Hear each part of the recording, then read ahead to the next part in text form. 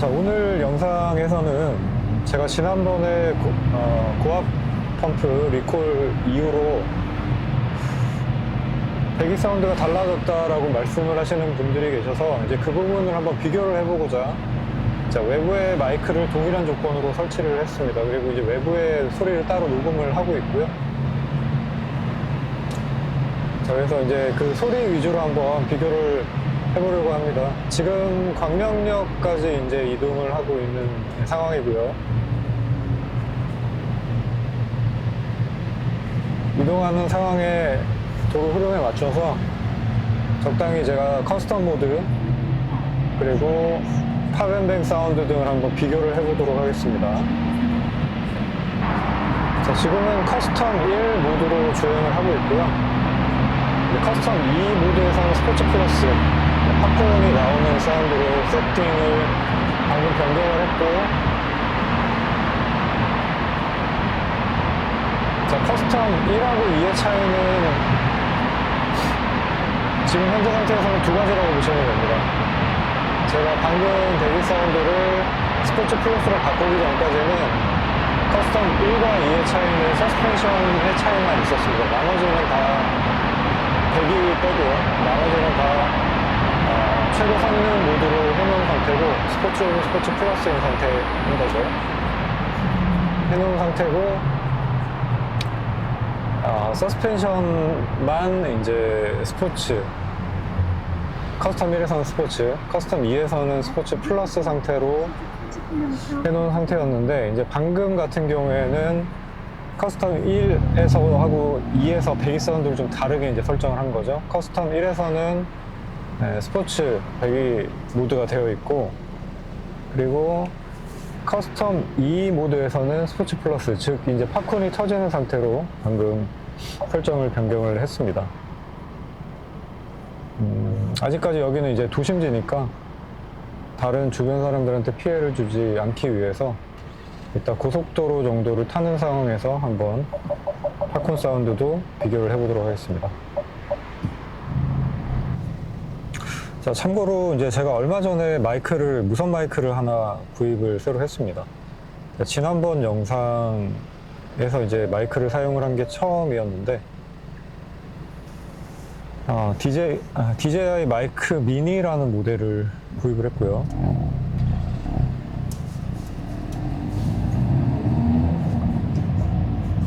송신기 2개짜리 충전기 같이 들어있는 이제 패키지 모델로 구입을 했고, 사실 이제 그 전에 무선 마이크가 제가 있긴 했었는데, 이제 사용 편의성이라든지 부피라든지 이제 그런 부분 때문에 사용 빈도가 그렇게 많지는 않았었습니다. 일단 송신기와 수신기 다 AA 건전지 각각 2개씩 들어가야 되는 모델이었고요. 그리고 이제 송신기에 마이크를 따로 연결을 하고, 그 다음에 수신기에도 오디오 케이블을 따로 연결을 해야 되는 뭐 이제 이런 형태로 이제 구성이 되어 있다 보니까 이게 매번 사용을 하기는 조금 번거로운 측면이 있었어요. 그래서 가끔 제가 제 홈 스튜디오에서 콘텐츠 제작을 하거나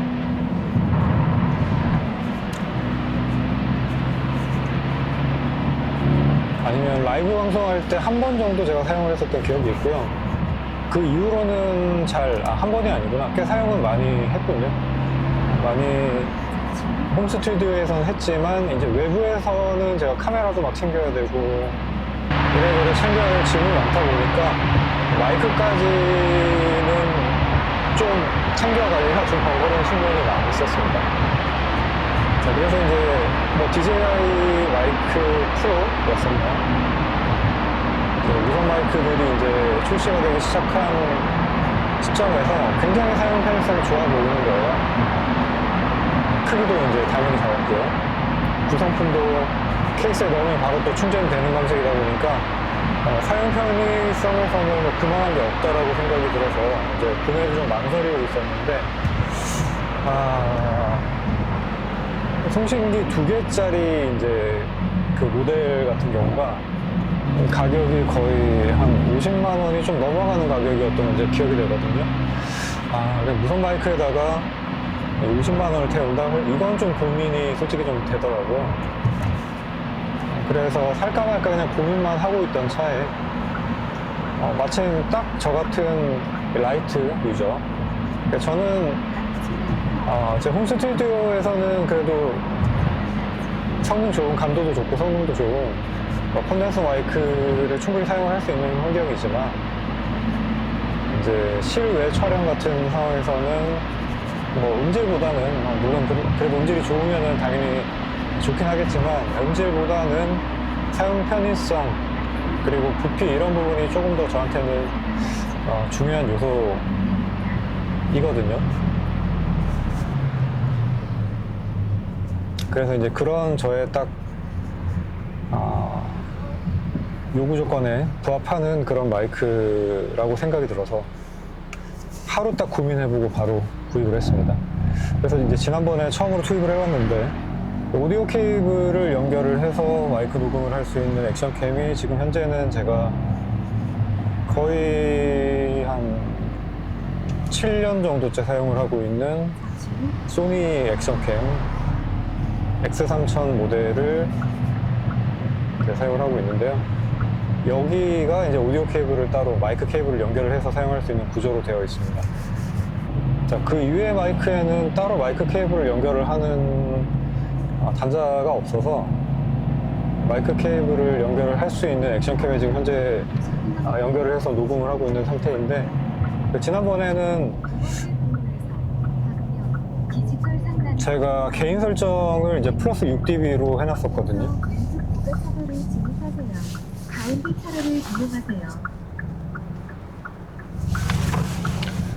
플러스 6dB로 해놨더니만 이제 나중에 녹음된 파형을 보니까 이게 클리핑이 생긴 거예요. 지금 DJI 매뉴얼상에서는 이제 권장값이 소니 그 미러리스 카메라 같은 경우에는 플러스 6dB 카메라 이제 수신기에서 플러스 6dB로 개인값을 설정을 하라라고 돼 있었거든요. 그래서 이제 그 개인값으로 맞춰놨는데 이제 액션캠에서는 따로 오디오 레벨을 조정을 하는 그 설정이 없기 때문에 그게 이제 지정된 개인값을 좀 오버하는 개인이었었나 봅니다. 그래서 이제 클리핑이 일어나서 근데 자체적으로 뭔가 그래도 좀 클리핑을 막아주는 마이크 자체에 뭐 그런 기능이 있어서 그런지 모르겠지만 보통 이제 디지털 클리핑이라 그래서 이 파형이 0dB를 들어가게 되면은 소리가 굉장히 많이 깨지거든요. 그래서 망했다라고 처음에 생각이 들었었는데 녹음된 오디오를 들어보니까 이제 클리핑이 그러니까 디스토션 같은 느낌으로 이렇게 왜곡된 사운드로 들리는 부분들이 부분 있긴 했었는데 그래도 뭐 못 들어줄 정도는 아니어서 약간의 이제 편집만 하고 그대로 오디오 소스를 사용을 한 것입니다. 자, 그래서 이번에는 이제 오디오 개인값을 0dB로 맞추고 지금 촬영을 하고 있는 중인데 이번에는 별 문제 없이 오디오가 녹음이 되겠죠. 자, 그리고 이제 무선 마이크를 사용을 해서 제가 플랜을 지금 몇 가지를 생각을 해보고 있는데요. 지금 이게 그 발신기가 2개가 있는 모델이다 보니까 발신기가 굉장히 작습니다. 지금 뭐 카메라는 뒤에 달아놨으니까 보이진 않겠지만 거의 제 검지손가락 마디 하나 정도? 그 정도 딱 크기예요. 무게도 이제 너무 가볍고요. 오히려 이제 이 발신기 혹은 송신기라 마이크에서는 송신기라고 하는 게 맞겠네요. 그 송신기의 크기가 굉장히 작다 보니까 착용을 하다가 그러니까 케이스에서 꺼내다가 떨어뜨리지 않을까 그 걱정이 오히려 좀 많이 드는 편입니다. 지금 송신기 같은 경우에는 이제 2가지 방식으로 부착을 할 수 있도록 되어 있고 한 가지는 이제 그냥 평이한 집게 방식 클립 방식으로 되어 있어서 뭐 옷깃이나 이런 곳에 클립처럼 이렇게 고정을 할 수 있는 방식 하나가 있고 그리고 그 클립이 금속 재질로 되어 있습니다. 그래서 그 뒤에 이제 마그네틱 패드 같은 것들이 하나 같이 붙어 있는데, 그래서 그 마그네틱을 이용을 해서 또 이제 깔끔하게 고정을 할 수 있는 그런 부착 두 가지 방식이 있습니다. 그래서 지금 저 같은 경우에는 클립으로 현재 부착을 해놓은 상태이고요. 지금 이제 겨울이다 보니까 옷을 좀 두껍게 입어가지고 클립을 고정하기가 약간 쉬운 상태가 아니에요. 그래서 현재 이제 마그네틱으로 고정이 되어 있는 상태이고, 그리고 이제 노이즈 캔슬링을 켜놓은 상태입니다. 네, 노이즈 캔슬링 같은 경우에는 이제 두 가지 모드가 있는데, 하나는 기본, 하나는 이제 좀 더 강한 캔슬링, 두 가지 기능이 있습니다. 저번 녹음 같은 경우에는 제가 이제 노이즈 캔슬링을 켜지 않고 그냥 꺼진 상태로 녹음을 한 것이고요. 주변에 이제 소음들이 조금 들어오는 상태였지만, 그래도 핀 마이크 본연의 어떤 역할을 충실히 해내는 모습, 그러니까 제 목소리를 좀 잘 담아내는 그런 느낌이었고, 지금은 노이즈 캔슬링을 켰기 때문에 아마 주변 소음도 좀 잘 캔슬링이 되고 있는 상태가 아닐까 싶습니다. 그리고 이제 노이즈 캔슬링 모드 두 가지가 있다고 말씀을 드렸었는데, 이 모드 설정 같은 경우에는 이제 미모 앱이죠. DJI 앱에 접속해서만 변경을 할 수가 있습니다. 스테레오 녹음이 된다라고 하면 이제 결국 채널 두 개를 받을 수 있다는 얘기니까, 무선 마이크 하나를 지금 제가 트렁크 쪽에 이제 유선 방식으로 고정해 놓은 핀 마이크가 하나가 있는데, 그쪽 위치로 이제 대체를 하고, 수신기를 지금처럼 이제 안쪽에다 달아놓고 제가 마이크 하나를 착용을 하게 되면 이제 외부의 사운드와 내부의 사운드를 카메라 하나로 이제 담을 수 있게 되는 거죠. 그래서 이제 그런 방식으로 다음번에는 한번 테스트를 해보려고 합니다. 그렇게 되면은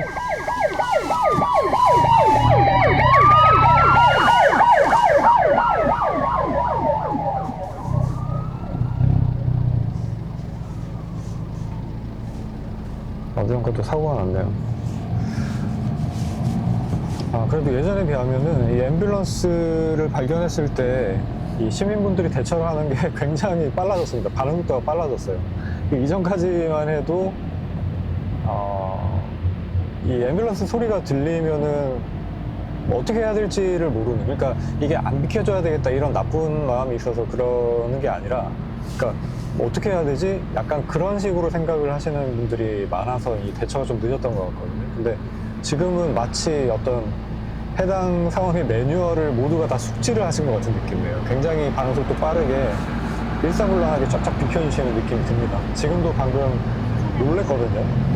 앞차 이제 앰뷸런스 소리를 들어서 이제 비켜줘야 되겠구나라고 생각을 듣긴 했었는데, 앰뷸런스가 왼쪽에서 오나 오른쪽에서 오나 이제 그거 체크하고 있는 사이에 앞차가 먼저 잽싸게 딱 오른쪽 갓길로 이렇게 비켜주시더라고요. 그래서 이런 모습들은 이 시민의식이 이런 부분에서는 굉장히 또 빠르게, 이 대한민국이 빨리빨리 때문에 부작용도 많이 겪지만 뭐든지 빨리빨리 이렇게 또 학습하는 능력적인 측면에서는 또 대단한 부분이 아닌가라는 생각이 좀 들기도 합니다. 말이 잠깐 엮일러 샜는데, 아무튼 이제 그렇게 마이크 두 개를 내부와 외부로 각 채널별로 설정을 하고 하나의 이제 오디오로 녹음을 해서 사용을 해보는 쪽으로 한번 다음 영상 때는 테스트를 해보려고 합니다. 제가 지난번 그 고압 펌프 리콜 이후에 첫 느낌을 말씀을 드렸을 때 이제 가장 체감이 되는 부분이 초기 이제 이 스로틀 응답성을 말씀을 드렸었잖아요. 한 10에서 15% 정도, 그 미만 정도가 됐을 때 이제 스로틀 조작을 할 때 이제 대두종 같이 느껴지던 그 부분이 많이 거의 사라졌다라고 말씀드렸는데, 이제 각 모드별로도 사실 비슷한 반응으로 느껴집니다. 그러니까 이게 어떤 얘기냐 하면, 지금 아까도 제가 말씀드렸다시피 이제 커스텀 모드에서는 이제 엔진 반응도 이제 스포츠 플러스던가 스포츠던가 하여튼 최고 성능 모드로 이제 올려놨거든요. 이제 그렇다 하더라도 이게 되게 낮은 RPM으로 가고 있을 때는 제가 이제 마치 이거 터보레처럼 느껴진다라고 말씀드렸었던 바로 이제 그 부분이 초기에 스로틀 응답성이 약간 멍 때리는 부분이 있어서 그 부분이 모드를 상관없이 이제 특히 그 에코 모드 같이 원래 스로틀의 반응 자체를 좀 죽여놓는 그 모드가 사실 말할 것도 없이 가장 크긴 했었지만 반대급부로 생각을 해보면 이제 그 모드 같은 경우에는 뭐 한 15% 이상도 다 악셀 스로틀 반응이 둔하단 말이에요. 그래서 초기 둔한 느낌이 상대적으로 좀 감춰져서 잘 느껴지지 않았다라고 한다면 이제 엔진 반응성을 많이 끌어올린 경우에는 그 초기에 멍 때리는 구간이 극명하게 이제 차이가 나는 거죠. 이제 그렇다 보니까 낮은 RPM으로 이렇게 주행을 하고 있을 때 지금 상황이 아니고요. 시내 같은 곳에서 주행을 만약에 엔진 스포츠 플러스 모드 같은 경우에 주행을 하고 있다. 근데 이제 2000 RPM 미만 정도이다. 그때 내가 빠르게 다시 어떤 반응을 끌어내야 된다라고 하면 그때가 진짜 멍 때리는 게 확실하게 체감이 되는 그런 부분이었어요. 근데 그런 부분이 사라진 게 가장 크게 체감이 됩니다. 그리고 지금 아까 되게 낮은 RPM에서 지금 커스텀 1모드로 달렸을 때 되게 배기가 스포츠 플러스가 아님에도 불구하고 뭔가 팝콘 터지는 사운드가 났거든요. 지금 고속도로 탔으니까 스포츠 2 플러스로 한번 배기를 바꿔보겠습니다.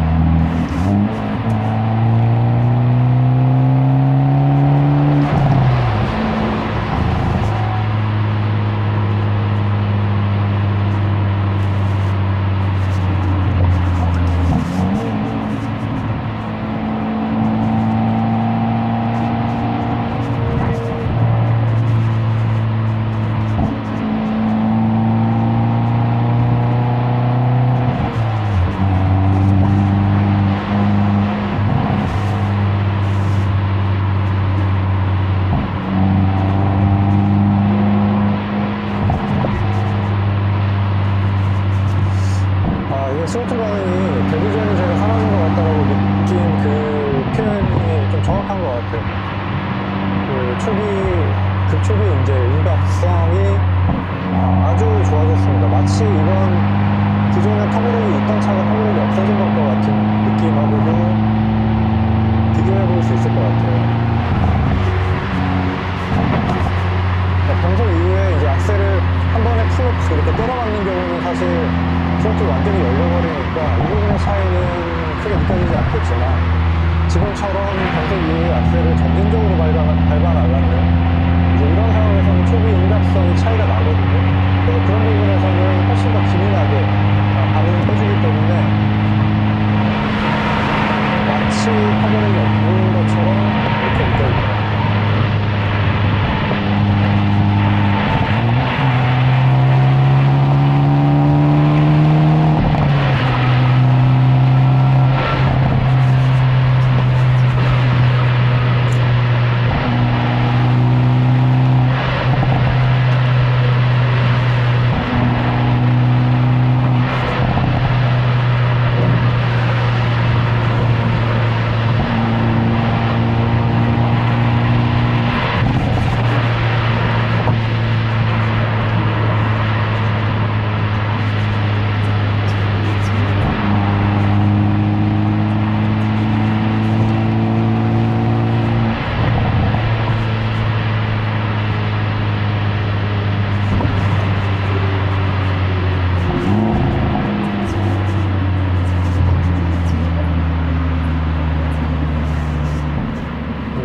배기 사운드는 변화가 없는 것 같죠.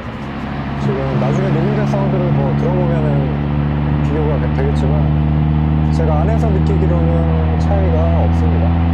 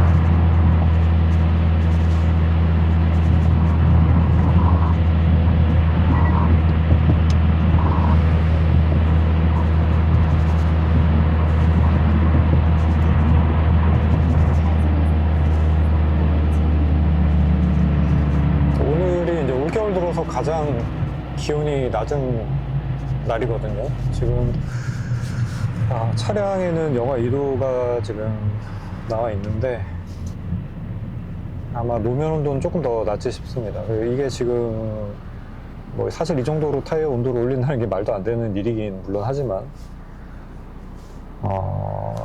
그래도 영상 기온이라면 사실 지금 타이어 공기압이 한 38ps 정도까지는 올라갈 텐데 지금 36ps 정도까지밖에 안 올라가네요. 그리고 이제 느껴지는 것도 지금 아직까지는 그래요. 아직까지는 고속 주행 중에 이제 악셀을 급 전개했을 때 타이어 슬립이 나거나 이제 그런 거는 사실 잘 느껴지진 않는데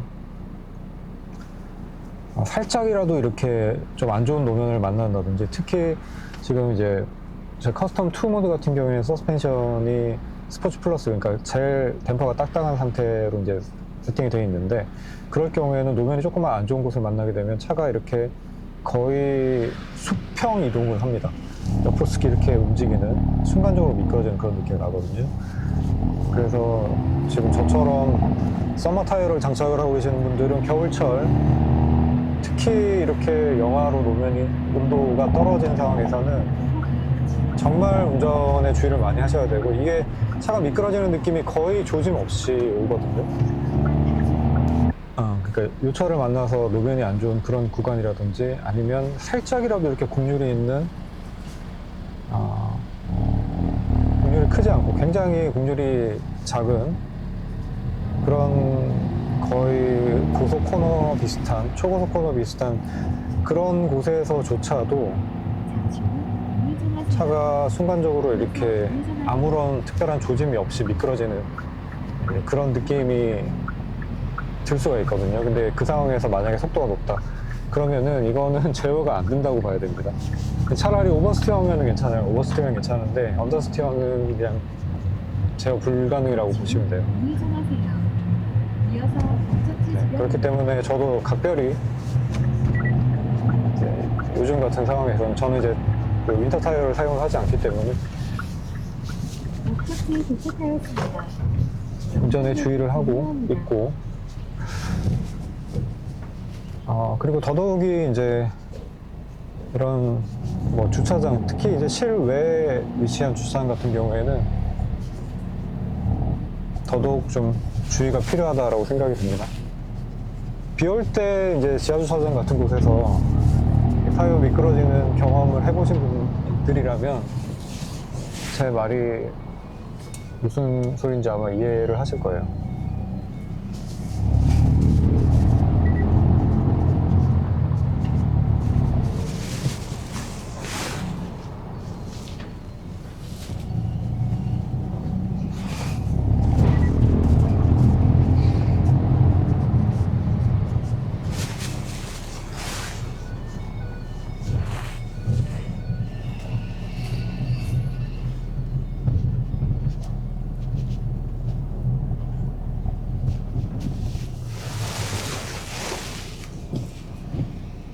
과속 방지턱이 있습니다.